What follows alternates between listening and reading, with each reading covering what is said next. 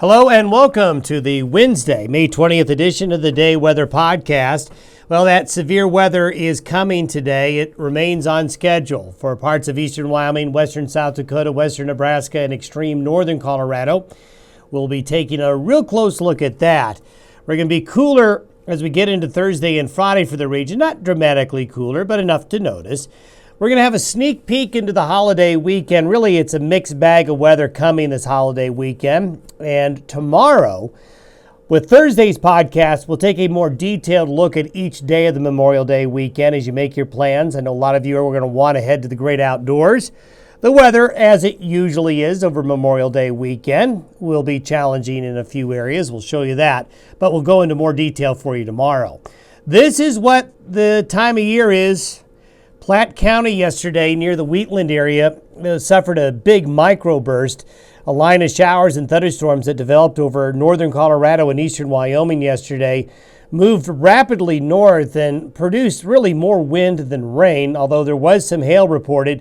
We had wind gusts around the Wheatland area of 70 to 80 miles per hour yesterday evening, causing some trees to break, semis to get blown over. It's that time of year. Really, yesterday, kind of a preview of what's coming today. The Storm Prediction Center still has this enhanced area of severe weather in focus for later today through early tonight. And you can see it's a very narrow south to north strip of severe weather. You don't usually see it go across country like this. And this is due to a big trough of low pressure here that's causing upper level winds to come up just like this. So we have a little bit of an unusual situation developing in the sense that it's a very narrow east to west band of severe weather. But certainly the focus where everything is coming together, the moisture, the instability, what it takes to produce large hail, strong microburst winds, and possibly heavy rain, and possibly some tornado activity is going to be focused right along the Wyoming, South Dakota, Nebraska border areas. We could see this shift a little west. We could see this area shift a little bit east, but it looks like a foregone conclusion that by mid to late afternoon, probably sometime after 3 o'clock till probably up till about 9 o'clock, will be the peak time for severe weather in this region. So be prepared for it. Now, behind this wave of severe weather, as it moves on out tonight and tomorrow, some Pacific cooler air is going to come on in. This is the setup for today. You can see this trough over central Idaho, eastern Oregon there. And what you see in the upper levels is the air here aloft is cold, and it's gradually pushing in. When you have cold up high, when you have warm conditions down low, and you also have an upslope southeast wind, which we have, boy, you just have a situation that is ripe for this area here to get into severe weather later today and tonight. This is what the precipitation output looks like for today through tomorrow morning. And you can see it's that same area here where severe weather is going to develop. Again, this is a guide of where we think the better chances of rain will be. And you can see here where the low is, some pretty significant moisture back here. This is going to come into Wyoming Friday into Saturday. We'll talk about that here in a minute.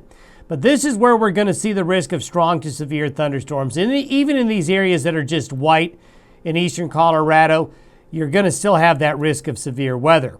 Now, by Saturday morning, that central Oregon and Idaho trough begins to move in. You can see it slowly moving into Yellowstone Park. Any of you thinking about going to Yellowstone this holiday weekend since it's open now?